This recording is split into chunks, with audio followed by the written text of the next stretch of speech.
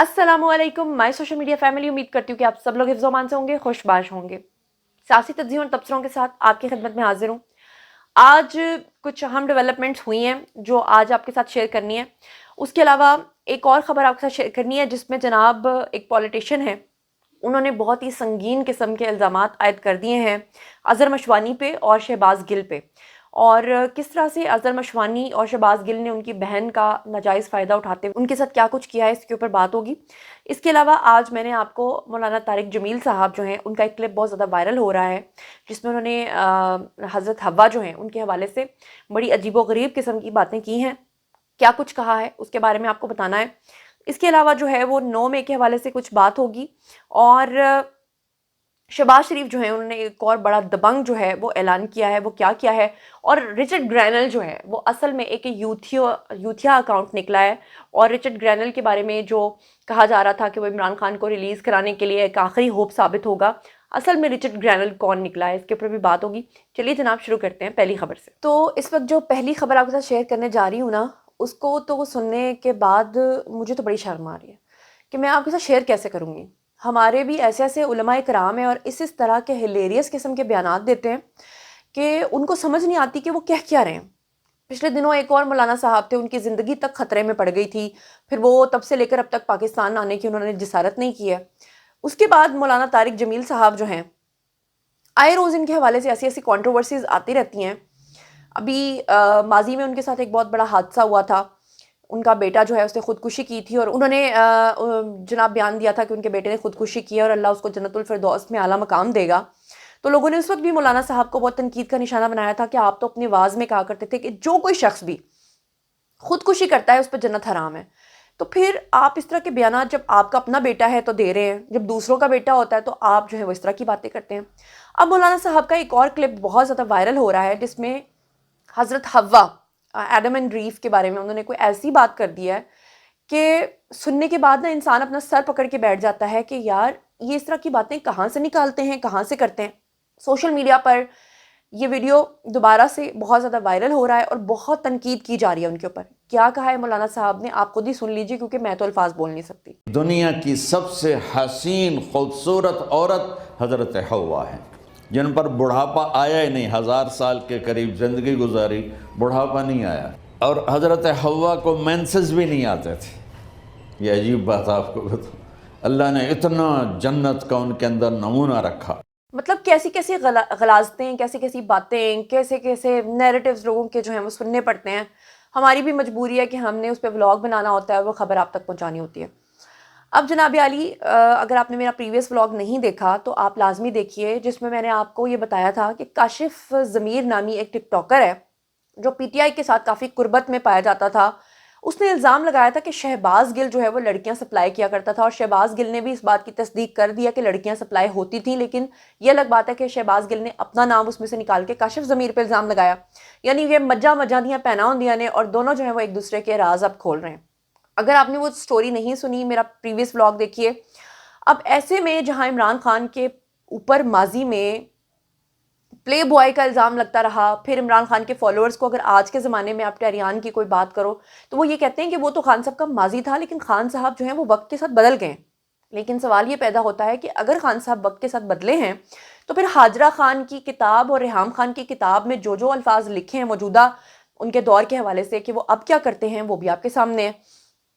अब ऐसे में ये डॉक्टर सैयदा सदफ़ हैं जी, इन्होंने एक ट्वीट की है और इन्होंने राना सईद ज़मान का कोई बयान है जिसको कोट किया है, जो और भी ज़्यादा ख़तरनाक और संगीन इल्ज़ामात हैं। वो लिखती हैं कि ये राना सईद ज़मान ने कुछ इल्ज़ामात जो मैंने आपको बताया है शहबाज गिल के हवाले से कि वो लड़कियां सप्लाई करते थे, उसके हवाले से उन्होंने क्या कहा है।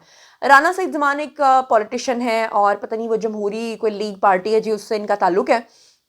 कहते हैं कि जी शहबाज गिल और अज़हर मशवानी ने ख़वातीन तंजीम बनाने के नाम पर उनकी बहन को जिनसी ज़्यादती का निशाना बनाया। बहन बुशा बीबी के पास शिकायत लेकर गई तो बुशा बीबी ने उसे सप्लाई करना शुरू कर दिया। और ये कौन कह रहा है? राना सईद ज़मान। और उसे ट्वीट कौन कर रहा है? डॉक्टर सैयदा सदफ़। वो कहते हैं कि जो राना साहब हैं वो कहते हैं कि उनकी बहन का घर उस ग्रुप की वजह से तबाह हुआ और फिर उसको तलाक हो गई, और जब बहन उम्मीद से हो गई तो उसका मामला अस्कात हमल करवाया गया। उन्होंने कहा لوگ خاور مانیکا کو روتے ہیں مگر ان کے ساتھ خاور مانیکا سے بھی زیادہ ظلم ہوا ہے. انہوں نے کہا کہ مجھے اس کمپنی سے جان کا خطرہ تھا تو میں ملک چھوڑ کر بھاگ گیا. میری کوئی FIR بھی نہیں لے رہا تھا. پاکستانی عوام سے درخواست کرتا ہوں کہ اپنی بہن بیٹیوں کو ان سے دور رکھیں ورنہ پچھتائیں گے. اب اس کے بعد تو وہ مجھے ایک کلپ یاد آ گیا جس میں وہ حمزہ علی عباسی جو ہیں ان سے جب پوچھا گیا کہ آپ اور مراد سعید عمران خان کے ساتھ اتنی قربت میں کیوں تھے اور ہم جنس پرست بھی ہیں آپ لوگ, تو انہوں نے کہا کہ ہاں جی ہیں. حالانکہ میں پھر بھی یہ مارجن دیتی ہوں کہ چلیں جی انہوں نے تنزیہ کہا ہوگا, لیکن ان کے کلپس تو بن گئے, کلپس تو وائرل ہو گئے.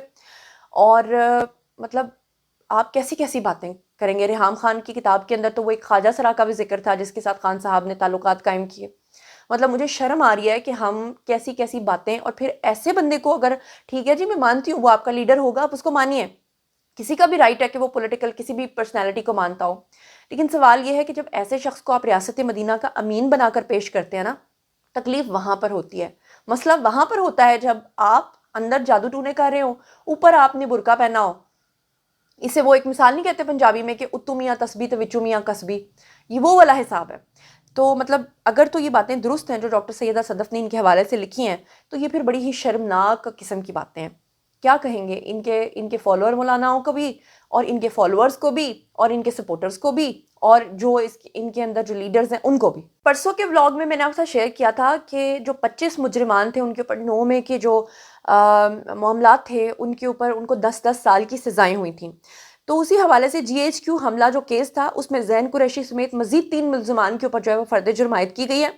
اور راول پنڈی کی جو انسداد دہشت گردی عدالت ہے انہوں نے جناب جنرل ہیڈ کوارٹر یعنی GHQ پہ حملہ کرنے کے چکر میں رکن قومی اسمبلی زین قریشی اور ان سمیت راجہ ناصر محفوظ اور راجہ شہباز, ان کے اوپر بھی فرد جرم جو ہے وہ عائد کی ہے. اور مجموعی طور پہ اب جو ملزمان ہیں ان کی تعداد 116 ہو چکی ہے, جس میں سے 25 کے اوپر جو ہے وہ فرد جرم عائد ہونے کے بعد ان کو سزا ہو گئی ہے.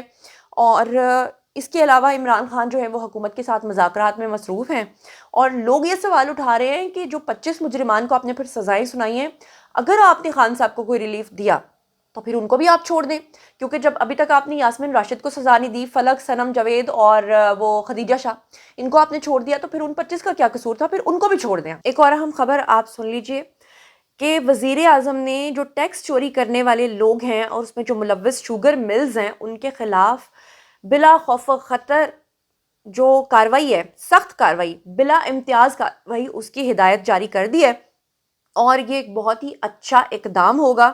اور انہوں نے وزیر اعظم کی زیر صدارت جو محصولات ہیں اس میں بہتری کے لیے اقدامات پر جائزہ اجلاس کیا, اور اس میں انہوں نے صاف طور پہ کہا ہے کہ ان سب کے خلاف جو ہے وہ پراپر طریقے سے کاروائی ہونی چاہیے. وفاقی وزیر اور اقتصادی امور احد چیمہ, عطا تارڑ اور وزیر خزانہ یہ سب لوگ اس میں شامل تھے. شوگر انڈسٹری میں جو ہے انہوں نے کہا کہ ویڈیو انالیٹکس کی تنصیب کے بعد محصولات کی وصولی جو ہے وہ بہتر ہو جائے گی. ایک اور خبر کی طرف آپ کی توجہ مبذول کرانا چاہتی ہوں. پچھلے دنوں آپ نے خبر سنی تھی کہ پارا چنار کے اندر سخت سردی کی وجہ سے نومولود بچوں کی ڈیتھس ہو گئی تھیں. اب جناب مریم نواز جو ہیں انہوں نے ایسے موقع پہ خصوصی ایمبولنس کے اوپر وہاں پر پارا چنار میں ادویات بھجوائی ہیں.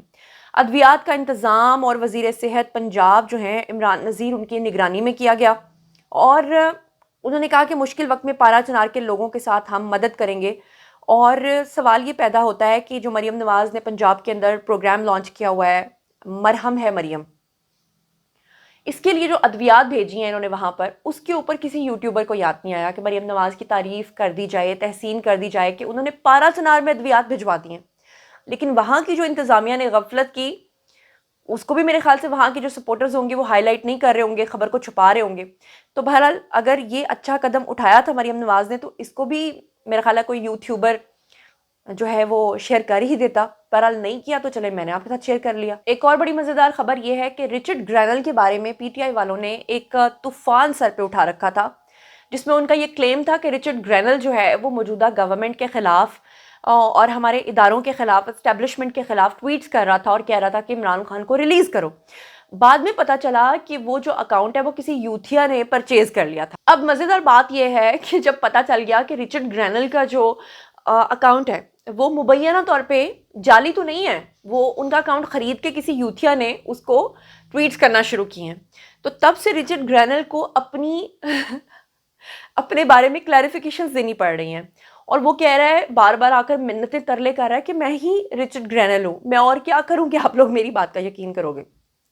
ابھی 2 دن پہلے نجم سیٹھی کا ایک کلپ تھا، اس کو لکھ کر اس نے رچرڈ گرینل نے ٹویٹ کیا ہو از دس جرنلسٹ، اور نیچے شکایتیں کون لگا رہے ہیں؟ شہباز گل اور چودھری غلام حسین، اور لکھ رہے ہیں کہ رچرڈ گرینل ہم تمہیں بتائیں کہ یہ کون ہے، یہ نا ریاستی اداروں کی سپورٹ کرتا ہے، یہ ایک صحافی ہے، یہ ہے، یہ وہ ہے۔